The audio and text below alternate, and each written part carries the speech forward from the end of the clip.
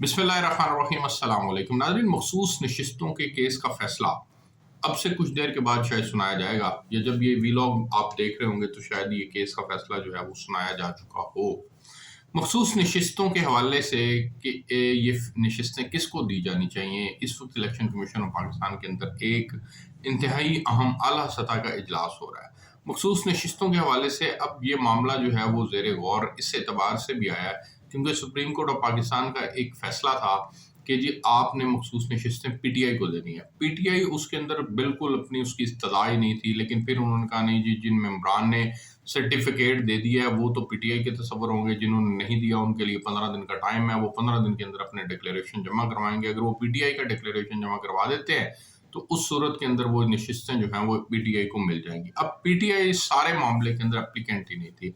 Supreme court के अंदर उन्होंने कोई किसी किस्म की इस्तदा नहीं की हुई थी। सुन्नी इत्तेहाद कौंसिल की जानिब से वो दरख्वास्त दायर की गई थी और सुन्नी इत्तेहाद कौंसिल के मेम्बरान जो हैं वो एक्चुअल पीटीआई के मेम्बरान थे, जो सुन्नी इत्तेहाद कौंसिल के बाद में उसके बल्ले का निशान वापस लिए जाने के बाद जो है वो सुन्नी इत्तेहाद कौंसिल के प्लेटफॉर्म से, यानी आप यूँ कह लें कि उन्होंने सुप्रीम कोर्ट के अंदर और आगे पार्लिमान के अंदर जो है वो सारे मामलात को आगे बढ़ाया था उनके प्लेटफॉर्म से। तो उनको तो नशिस्तें नहीं मिली, लेकिन पीटीआई को नशिस्तें जो थी वो दे दी गई थी, जिसके ऊपर इलेक्शन कमीशन ऑफ पाकिस्तान एक बार नहीं कुछ 3 से 4 मरतबा जो है वो दोबारा सुप्रीम कोर्ट ऑफ पाकिस्तान में गया और दोबारा इस्तदा की है कि इसकी ये तशरीह किस तरह से होगी, इस मामले की इस तरह ये तशरीह कैसे होगी। और फिर मुख्तलिफ कानूनी नुकात थे जिनके ऊपर उन्होंने रहनुमाई हासिल की है सुप्रीम कोर्ट ऑफ पाकिस्तान से। तो अब आके ये अपना जो है वो एक फैसला करने लगे हैं कि क्योंकि आपको याद होगा स्पीकर कौमी असम्बली सरदार अयाज सादिक साहब ने भी इलेक्शन कमीशन को लिखा, चीफ इलेक्शन कमिश्नर साहब को, कि आप इसका फैसला फौरी करें। अगर ये नशिस्तें पाकिस्तान तहरीक इंसाफ की नशिस्तें जो मुबैना तौर पर या मुमकिन तौर पर नशिस्तें हैं, वो अगर उन जमातों के अंदर बांट दी जाती हैं, जेयूआई है और हुकूमती इत्तेहाद है, तो उस सूरत के अंदर 2/3 अक्सरियत तो फौरी तौर पर इनको मिल जाएगी। और 2/3 अक्सरियत का मतलब है ये मौलाना फजल रहमान साहब जो है वो शायद उनकी भी उनको ज़रूरत ना रहे।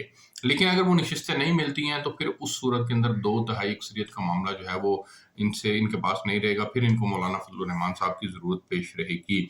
अब मसला ये है, इस वक्त जो करंट सिनेरियो है उस सिनेरियो के हवाले से मैं बताता चलूँ आपको कि इलेक्शन कमीशन ऑफ पाकिस्तान के अंदर ये इजलास जारी है और इलेक्शन कमीशन ने ये तय करना है। अब मेरी जो इतलात है मुझे समझ में आ रही है, जो मेरे पास इनसाइड इन्फॉर्मेशन है वो ये है कि इलेक्शन कमीशन किसी सूरत भी ये नशिस्तें जो हैं वो तहरीक इंसाफ को नहीं देगा और उसके लिए उनके पास कानूनी मुतअद्दिद जवाब मौजूद है।